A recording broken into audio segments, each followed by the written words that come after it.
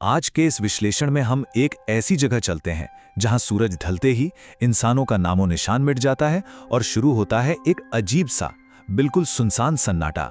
सोचिए, दिन भर की चहल पहल के बाद एकदम से आने वाली मौत जैसी खामोशी। हम बात कर रहे हैं भांगड़ किले की, एक ऐसी जगह जो अपने आप में डर और रोमांच की एक बेहद दिलचस्प कहानी छिपाए बैठी है।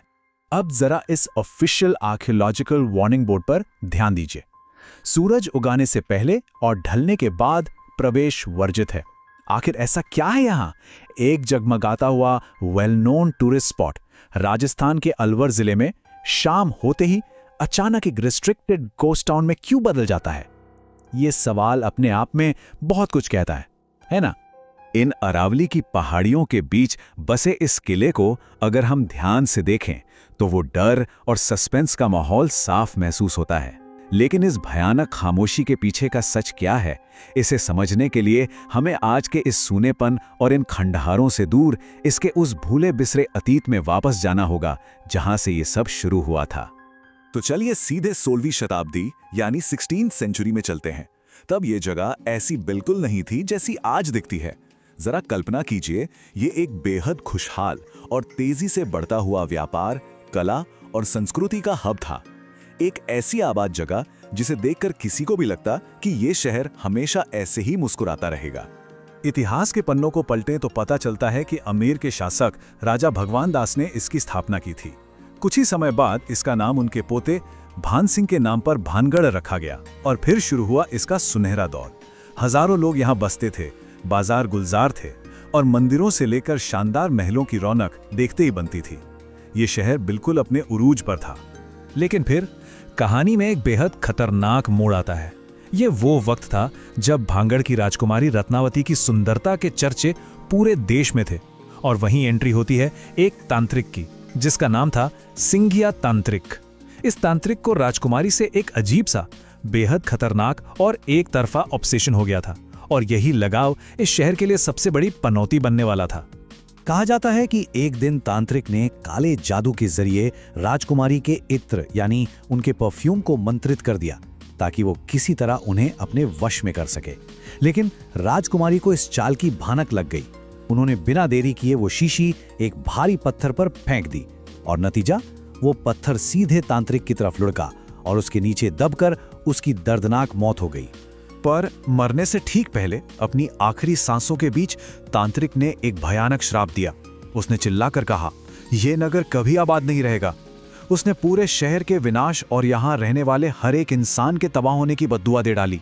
एक ऐसा श्राप जिसकी गूंज आज भी इन दीवारों में महसूस होती है। और सबसे ज्यादा हैरानी की बात क्या है पता है? इस घटना के कुछ ही वक्त बाद एक बेहद भयानक युद्ध हुआ। इस युद्ध में हजारों जानें गईं और वो पूरा फलता फूलता शहर देखते ही देखते धीरे धीरे वीराने में तब्दील हो गया। ये एक ऐसी तबाही थी जिसने उस सुनहरे दौर के सारे निशान एक झटके में मिटा दिए। अब वापस आज के वक्त में आते हैं। आखिर क्या दावे हैं जो इस जगह को इतना रहस्यमयी बनाते हैं? कई विजिटर्स ने दावा किया है कि उन्हें किले के सन्नाटे में बिल्कुल घने अंधेरे के बीच किसी के चलने की आवाजें आती हैं, ऐसी कदमों की आहट जो उनका पीछा कर रही हो। और ये डरावने किस्से यहीं खत्म नहीं होते। किले के इन मिस्ट्री से भरी दीवारों के अंदर से आधी रात में अजीब और रहस्यमयी संगीत की धुन सुनाई देने के दावे भी सामने आते हैं। एक ऐसी आवाज जिसका आसपास दूर दूर तक कोई लॉजिकल सोर्स ही नहीं होता। बिल्कुल रोंगटे खड़े कर देने वाला अनुभव। और तो और कुछ लोगों का यहाँ तक कहना है कि उन्होंने इन खाली गलियों में ऐसी परछाइयों को चलते हुए देखा है जहां असल में कोई फिजिकल प्रेजेंस थी ही नहीं।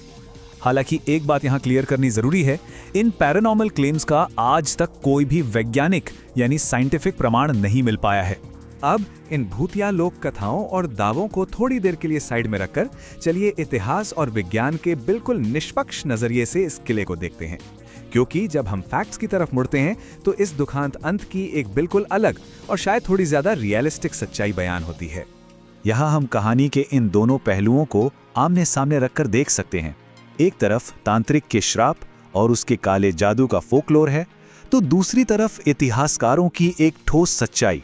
वो सच्चाई जिसमें बताया गया है कि असल वजह थी पानी की बेहद कमी, आर्थिक गिरावट और लगातार चलने वाले लंबे युद्ध जिन्होंने इस शहर को पूरी तरह तोड़ दिया। तो इस पूरे मामले को विज्ञान यानी साइंस आखिर किस तरह एक्सप्लेन करता है? एक्सपर्ट्स बहुत ही सीधी बात कहते हैं। उनका मानना है कि ये सारे डरावने अनुभव किसी भूत प्रेत की वजह से नहीं है, बल्कि रात की बेहद गहरी खामोशी, खाली दीवारों से टकराकर आती हवा की तेज आवाज और सबसे बड़ा फैक्टर इंसानी दिमाग का अपना ही साइकोलॉजिकल फियर है, जो अंधेरे में खुद ही चीजें इमेजिन कर लेता है।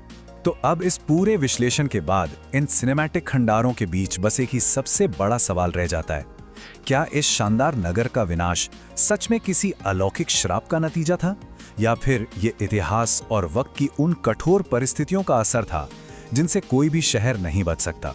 सच आखिर क्या है? ये इन टूटी हुई दीवारों में हमेशा के लिए दफन हो चुका है, और सच कहूं तो ये हमें आज भी सोचने पर मजबूर करता है।